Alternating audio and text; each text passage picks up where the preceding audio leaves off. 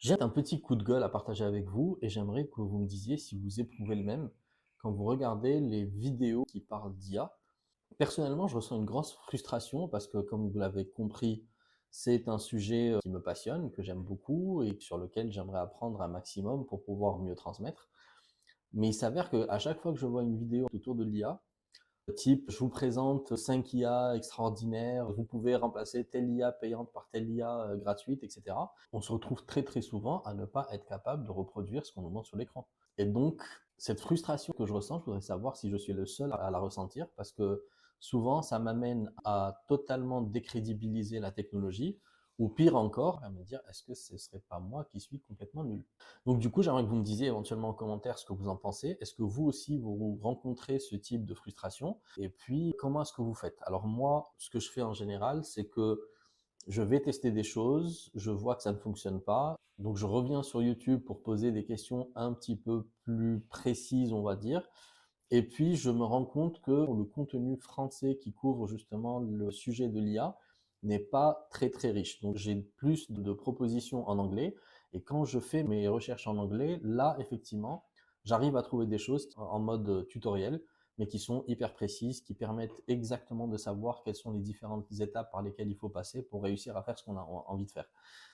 Donc, dites-moi si vous aussi, éventuellement, vous avez déjà rencontré ce type de situation. Et je vous pose la question parce que je suis en train de travailler sur une formation sur l'utilisation de l'IA en général et de ChatGPT dans un premier temps en particulier, mais je compte bien faire des formations sur les différentes IA génératives et sur les différents moyens de l'utiliser. D'ailleurs, je vous dis ça parce que j'ai tenu un meet-up il n'y a pas très longtemps qui s'adressait à Monsieur Tout le Monde, donc à des gens qui n'avaient pas un profil d'ingénieur, qui s'intéressaient à l'IA, mais qui n'avaient pas assez de contenu ou d'informations pour savoir ce que c'était, pour savoir ce que ça pouvait éventuellement leur permettre de faire. J'ai une approche qui est très pratico-pratique et qui s'applique à des métiers assez spécifiques. Dans une autre vie, j'étais formateur sur Excel. Et je pense que Excel est un parallèle qui est assez intéressant. C'est une application qui permet de faire tellement de choses qu'il n'est pas possible de dire j'ai fait une formation Excel et qu'en ressortant de cette formation, on puisse maîtriser Excel. Donc, pour vous expliquer mon approche, d'abord, je faisais passer un test pour savoir en gros quel était le niveau. Deuxièmement, je demandais à avoir des groupes qui étaient homogènes, c'est-à-dire que si j'allais former par exemple une équipe de financiers, je voulais qu'il y ait que des financiers parce que l'utilisation d'Excel allait être axée principalement sur ce que eux faisaient éventuellement d'Excel. On n'utilise pas Excel quand on est un financier ou un comptable comme on l'utilise quand on est un marketeur ou une personne dans les RH par exemple. On n'a pas les mêmes automatismes, on n'a pas besoin de traiter la donnée de la même manière.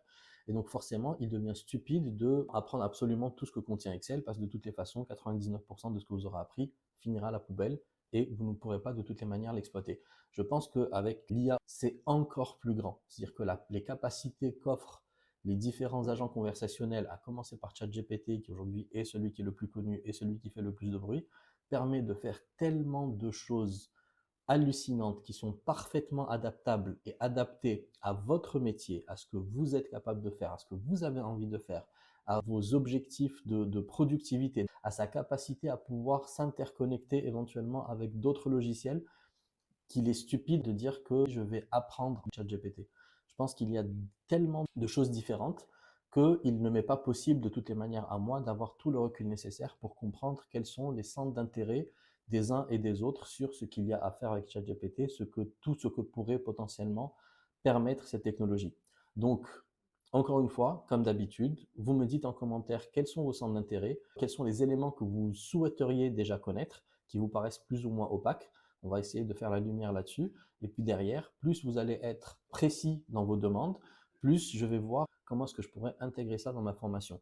L'objectif, c'est vraiment de pouvoir faire une formation qui vous permette d'être immédiatement opérationnel dans votre métier, dans ce que vous avez envie de faire et dans la manière dont vous pourrez exploiter au mieux cette technologie.